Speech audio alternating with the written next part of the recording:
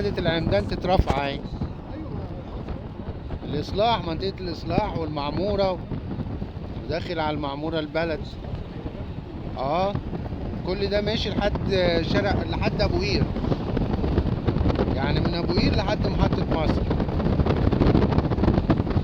رفعوا العمدان خلاص اهي، بدأوا العمدان مرفوعة اهي. مترو اسكندرية الجديد.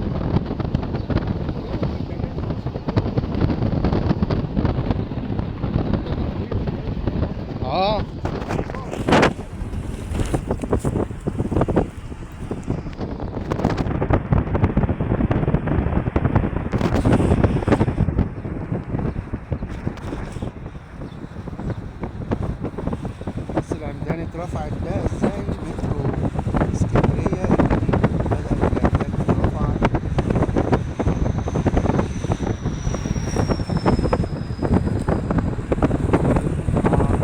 لا لسه العواميد بتطلع اهي، الحديد. الكوبري بقى نزل تحت، هيطلع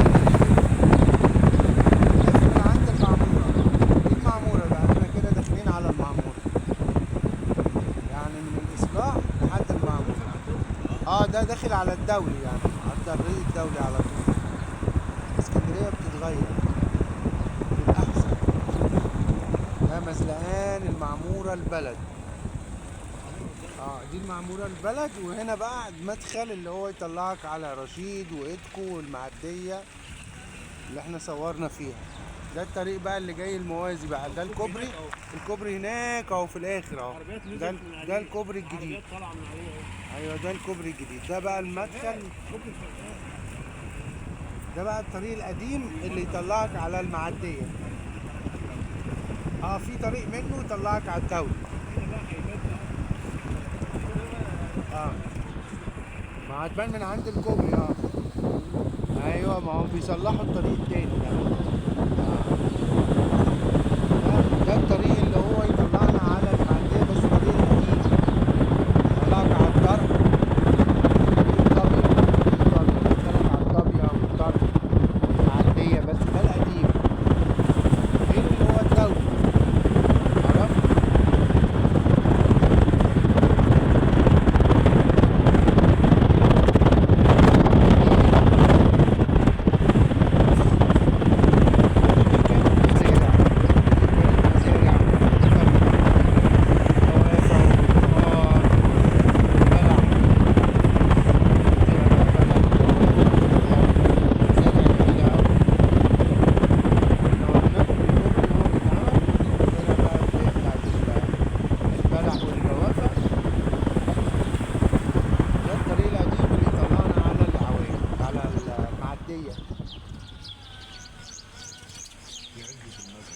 عزبة ايه؟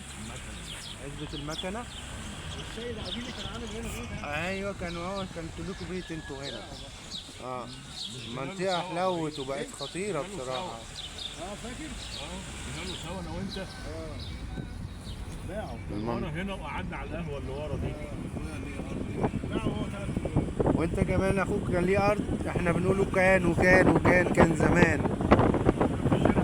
ايوه كان هنا.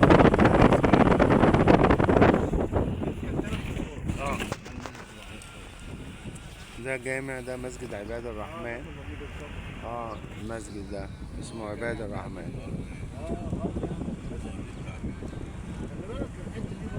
ده بقت جميلة ما شاء الله. ايوه طبعا ليها سعر، كل مكان بقى ليه سعر، اي طريق بيتعمل بيبقى ليه سعر. احنا دلوقتي داخلين على طابية، الطريق اللي هيطلعنا على الطبرة. هيقابلنا كوبري، نزلنا على الدولي اللي على طول على كوبري 25. ده اسمه كوبري 25. ده بيطلع على المينا بتاعت اسكندرية الجديدة. الكوبري هيبان اهو قدامكم. ده الكوبري هيبان قدامنا اهو. ده الكوبري اللي طلعنا ده اللي يطلع على الدولي على طول. من هنا بقى هتعرف اذا كان ده اتصلح ولا لا. ده بقى جاي من ابو قير ده. شايف ده؟ لا من المينا جوه. المينا جوه هنا بتاعت البحرية. مينة البحرية هنا جوه هنا.